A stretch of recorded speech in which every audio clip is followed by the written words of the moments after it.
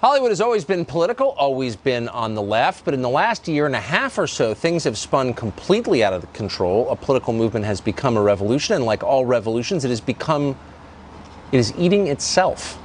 Even the biggest Hollywood stars are no longer safe from the mobs they created. For example, actress Scarlett Johansson was supposed to play a transgendered person in an upcoming film, but had to quit the role after left-wing activists attacked her for not giving that role to someone who was actually transgendered. Well, Daniella Greenbaum is a writer, and until a few days ago, she worked at Business Insider. She wrote a piece defending Scarlett Johansson for taking the role. She said she's an actor, she should be allowed to act. But Business Insider, under pressure from activists, deleted the piece, and she resigned in protest. Daniella Greenbaum joins us tonight. Daniella, it's kind of an amazing story. Give us the quick outline. So your piece, basically, I hope I'm not mischaracterizing it, said this is an actor who is paid to portray other people. That's what she seeks to do here. There's nothing wrong with that. Was that your argument, basically? Yes, I thought that I wrote something totally benign, and I basically said actors are paid to represent people who aren't themselves. That's what she's been hired to do, and I don't understand the outrage, frankly.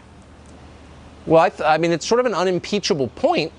How did Business Insider, Nicholas Carlson, I think, was your editor over there, how did he respond? What did he say to you? What was wrong with that piece? Well, Nick is the editor-in-chief over there, and about, I don't know, maybe 3, 4, 5 hours after the piece went up on a Friday morning, I got on a call with him and some of the other senior staff there, and they informed me that many of my colleagues had written them letters, very upset at the point I had made and how I had made it, and ultimately they decided to take the piece down.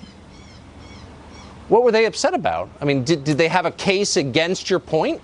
Well, frankly, I don't really understand their point, but I think most of it was rooted in that I did not give serious consideration to the point being made by the other side that maybe because transgender people face discrimination in other walks of life, the film industry somehow owes it to them to find them these jobs, or that, quote unquote, that their narratives are being stolen. And my argument was, acting is about stealing narratives, right? We don't cast people to represent themselves, and so this should not be treated any differently.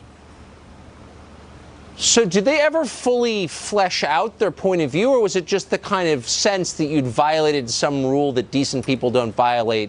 You said something naughty, therefore, like, we're punishing you? Well, I was forwarded some of the letters that my colleagues had written, I guess the ones that had said, you know, we're fine with Daniella seeing that we wrote this. And again, they made the argument that there are limited roles for transgender people, and, you know, they're limited roles rather that portray transgender people, and that therefore they should somehow have first dibs. And my argument was, yes. Well, I'm just worried. We're almost out of time, and since you practice journalism, I mean, what does it do to journalism? I mean, our audience can assess, but I think you're making a totally moderate, reasonable point. You don't seem crazy at all. I think most people would agree. If you can't say something that obvious and sensible, like, can you practice journalism in an environment like that? Well, the thing is that I always thought I was inoculated against this kind of silencing because I do identify as moderate. I mean, I'm right of center, but I'm pretty moderate.